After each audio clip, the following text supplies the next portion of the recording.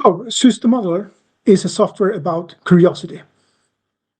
You start by doing what is necessary, then you move on to do what's possible.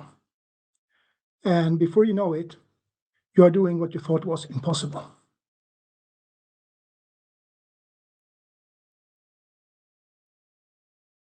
In 1985, the cosmonaut Vladimir Janibekov was tasked with a rescuing mission of the Salyut 7 space station. While unpacking supplies sent from Earth, he loosened a wing nut that was locked onto the bolt. As the wing nut came off, he noticed that it kept its orientation for a short time and then suddenly flipped 180 degrees. This phenomenon, often referred to as the Janibekov effect or the tennis racket theorem, has been known for more than 150 years. Still, for most of us, it defies common sense. What could cause this effect? And can we reproduce this behavior? Hello, my name is Jan Brugård. I lead the development of System Modeler. Already as a child, I enjoyed building models. At first, I also built houses and animals of different kinds. Later, I moved on to cars, aircrafts, motorcycles. Eventually, I started building mathematical models instead of using Duplo and Lego bricks. A few years ago, when I saw Veritasium's brilliant video on the Janibekov effect, the bizarre behavior of rotating bodies, I became curious and wanted to see if I could reproduce this phenomena in System Modeler. I will use this example to introduce the basic concepts of the software. I actually did a recording with all the mistakes I did and so on, so you will see that soon. My first thought was, what is the quickest way to reproduce this? The multi-body library seemed to be a good starting point. So I opened System Modeler, went to this multi-body library, and started modeling. So let's see what happened. And I'll comment meanwhile. So I added this world component, which is basically a place where you set things like gravitation and global properties for your system. Then I added a couple of body cylinders, 3D masses, that I thought together would be nice in order to get a shape similar to the T-handle. And to connect these with 90 degrees, I used this component called fixed rotation. All these from the multi-body library. Then I started to connect the system. And that's basically it.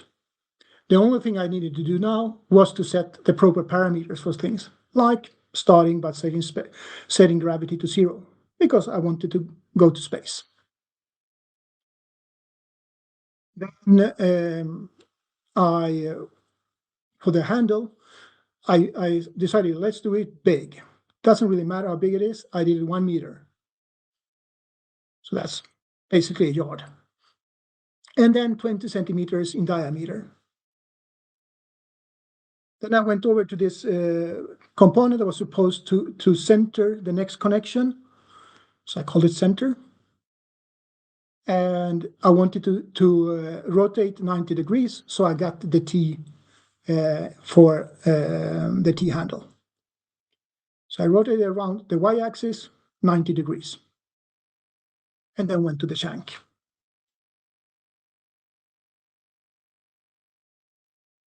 In the shank, I set it to half the size of the handle. But I think I decided to set the same diameter. We'll soon see that soon. Yes, 20 centimeters for that too. And then I realized, yes, right, I forgot to set the distance into the center. So I did that, and now I was ready to initialize the system. So I had this T-shaped object. The only thing I needed is to get it to rotate to begin with. So I said, let's get it to rotate around the x-axis with 10 radius per second. And then I simulated. Once simulated, there's plenty of things I could plot, like every single variable in the system is available. But what I choose to plot was the rotational speed of the shank. So I dug down to find it, W here, and we can see, quickly see, and we'll get back to this, that something is happening, it's flipping. But perhaps easier to see it is if I run the animation. There you go. In just under 4 minutes, actually closer to 3 minutes, I had replicated the Janibekov effect.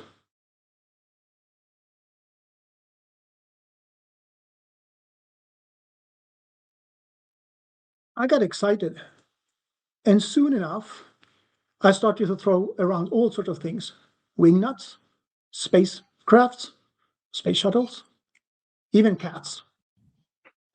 But then I had to stop myself and say, okay, this is just for fun. Let me actually learn something. So I did what people typically do when they're trying to learn the Janibekov effect. I did a point mass system. So let's look at that. The point mass systems, when I did it, looked like this. So what we can see here, I have 6 point masses, green in the this axis here, and the weight is represented by the size. There are really point masses, but we illustrate the size or the weight, I did that with size. So we see this is the smallest. Then we have the yellow ones here. They are the intermediate ones, and then the blue ones are the biggest. And these arrows, I will get back to them.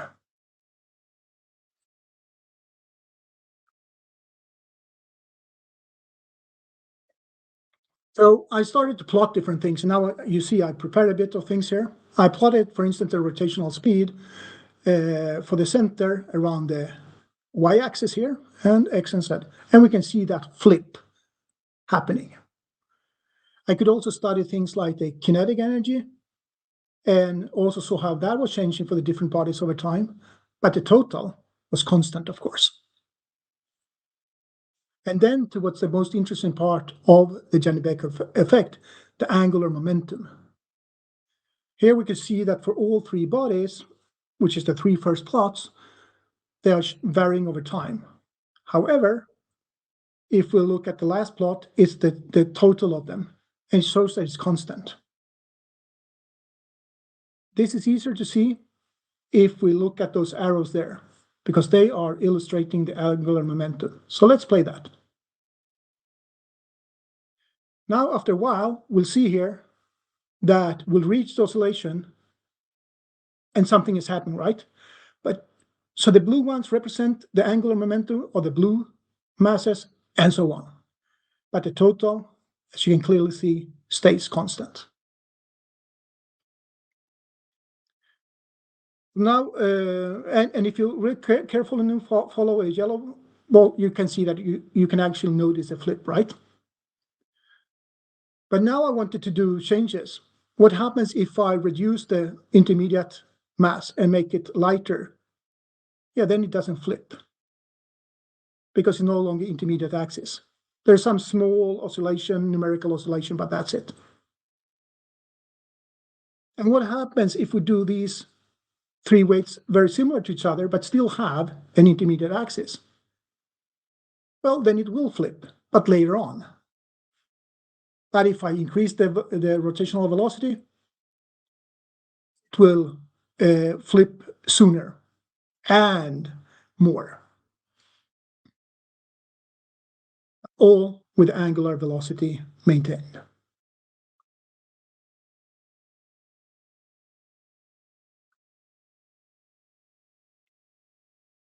While this is a simple example, it illustrates something important. Even the simplest system can behave in most unexpected ways, especially when you use it in situations where you typically wouldn't be, like in space. It also shows how you would typically go about modeling your system, whether you want to model some simple system like this, or let's say the thermal management system of the Europa Clipper. It's almost always best to start with the simplest possible model first.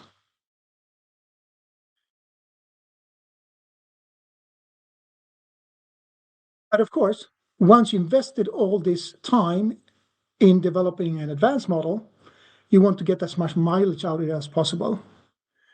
You would like to use it perhaps for validation, for sensitivity analysis, to look at uncertainties, produce digital twins, and so on.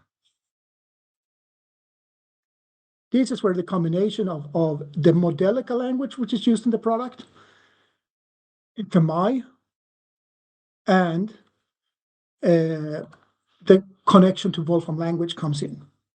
These together is what makes it possible to take your model the next step.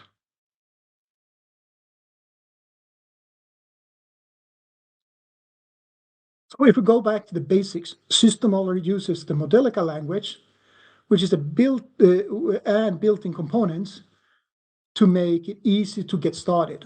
So just as you saw me drag and dropping there for the multibody, there are plenty of different components for different domains. It makes it easy to create models that you can reuse in different scenarios. Whether you want to use a motor or as a generator, it's the same model. You just connect it. For instance, to use it in a wind power plant.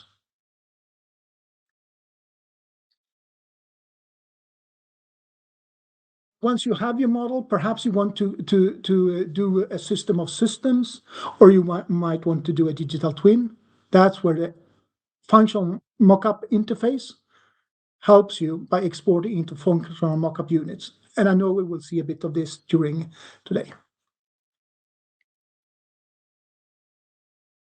So these combined, Modelica and FMI, helps you develop systems like here we have the energy system of Sweden, for instance, and we can see that some component of a power plant here. But you could also do a battery electrical vehicle with a battery, or you can do, let's say here, a digital twin of a oil drill or oil reservoir, and so on. All this using the two technologies, mainly Modelica, but then FMI once you want to get it out there to other places, or you want to get in something from some other software.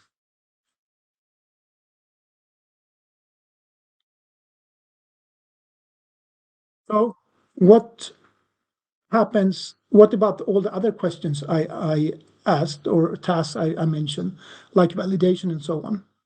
How would I do those? Well, that's where the Wolfram language steps in. While System Modeler runs standalone, it's actually possible to connect it directly to Mathematica if you have a Mathematica license, and do a lot of pre and post processing of your models and results. So let me switch to Wolfram Notebook and show a few examples. I'll start here with system validation. What we're seeing here is a formation flight. It's from the movie Top Gun. I guess it's from the original Top Gun. I don't remember that, but I guess it is. So imagine you want to model this and understand different flight patterns. Then a model in System Modeler would look something like this. Or if I open it in System Modeler, this is how it would look like, right? So we can see we have a bunch of different aircrafts, and all are here set to have different missions. Like one here saying split S, which is a maneuver called split S. I can actually simulate this, and yeah, let me simulate it again, yes, so to make sure that we have the right one running here. Yeah, so here we simulate this scenario for all the aircrafts, and let's look at how it actually behaves.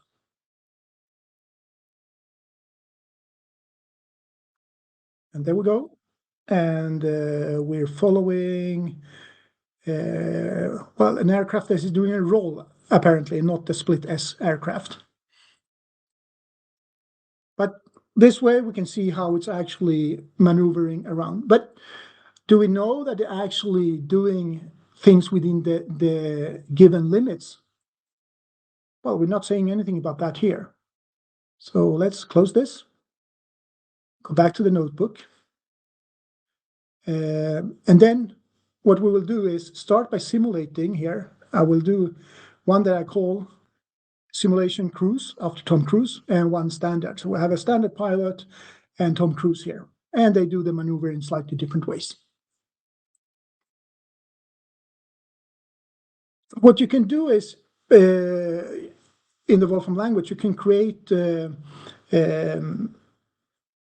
expressions for your requirements. So for instance, let's say you have something like the load factor must be between -4 and 8 Gs for the plane performing the split S maneuver, right? This is just upper and lower bound, but perhaps this is actually more complicated region, like this one, where you see that, yeah, it's -4 and -8 once you go fast enough, but before that, you can't cross these limits. So after we have defined a region like this, the question is, can I now use this region to check whether we're fulfilling this requirement of never being outside it? So we will use a function called system model always, and that system model always will tell us whether, let me just move this big marker window there, will tell us whether we succeed or not. And in this case, we didn't add any probability and so on, so it was just one single simulation, but we could do that, and we'll see that later on. So one of these, the standard was within the limit, while Tom Cruise was outside the limits.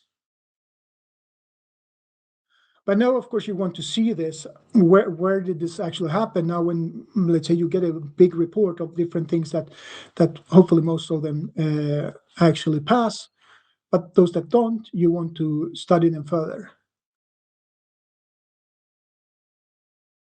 So here, what we'll do is we extract the velocities for VG curves, so with velocity gravitation curve for each of the two aircrafts, and then we plot them together with our region.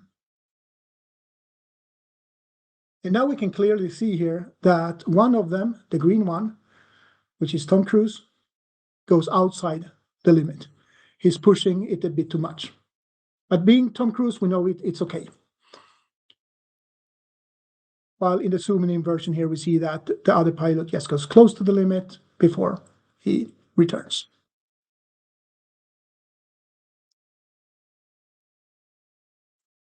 So from validation to uncertainties. Most systems, you don't know everything perfectly well, right? There could be different things. So if we have this system here where we have a bunch of pipes and valves and so on, and we want to study that under uncertainties, we can do that too. So you can design a parameter here that could be, and in this case, we're saying this parameter is within this interval. But this could be any expression. It could be a normal distribution or any distribution you want. That you say, this is where my parameters, how to define them. They're not one precise value. They could be any of these according to some distribution. And then I'll ask for a couple of outputs here for them, and let's see what happens. We get something like this that shows what's the median, and what's the actual spread of this, and we see that it's quite huge with the distribution we set here, and we're looking at the temperature in two different pipe sections basically in this one. So this way we can get a better understanding how the system will actually work with the uncertainties there is in the system.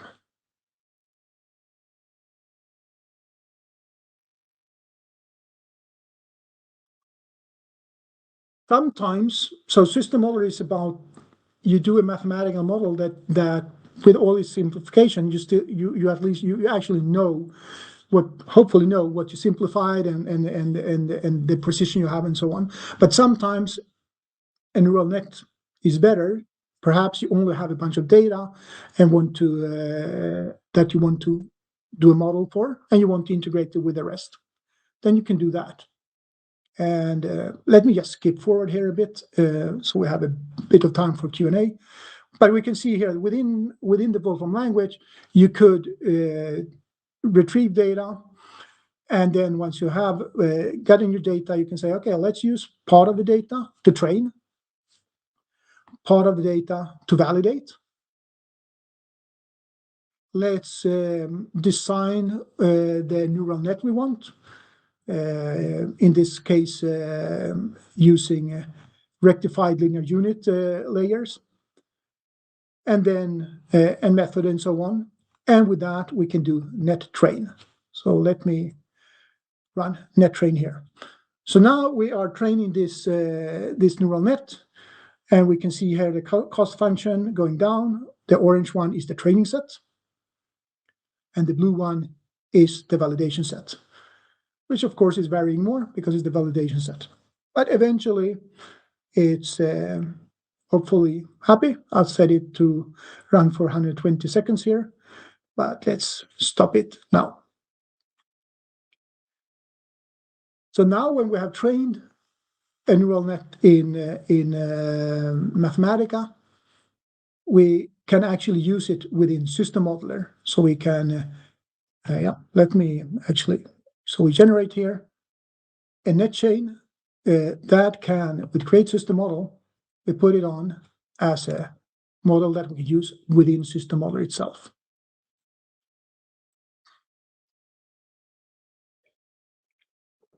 So, right. And that takes some time, so I shouldn't have run it, perhaps. And that's it. So there you see, so it's coming actually. Let's open again. So here we have a model. I have a missing component, but we can see that we have this neural net that we created, and I can use it with drag and drop as a part of my actual current system. And this I can do in any direction. I can use my system model to train a neural net. I can use a neural net as part of my system model and so on.